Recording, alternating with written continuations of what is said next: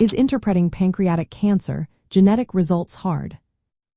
Imagine trying to solve a complex puzzle where some pieces are missing or unclear. That's often what interpreting genetic results for pancreatic cancer feels like. Even experienced doctors and genetic counselors find it challenging. The reason is that our understanding of how specific gene mutations influence pancreatic cancer risk is still developing. When genetic testing is done, it usually looks at many genes linked to inherited pancreatic cancer, like BRCA1, BRCA2, ATM, and PALB2. The technology used, called next-generation sequencing, is quite advanced but straightforward. The tricky part is what the results actually mean. Sometimes, a test finds a genetic change called a variant of uncertain significance. That means we see a change in the gene, but we don't yet know if it increases cancer risk or not.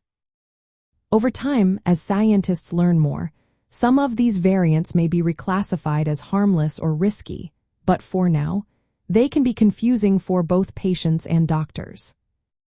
A negative test result might seem like good news, but it doesn't always mean there's no inherited risk.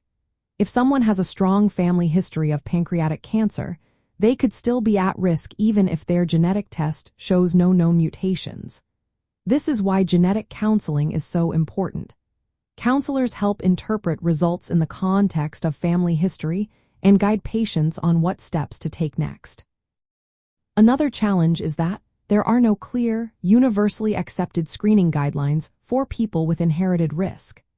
Tests like endoscopic ultrasound or magnetic resonance imaging can find early or precancerous changes, but the benefits and risks of screening are still being studied.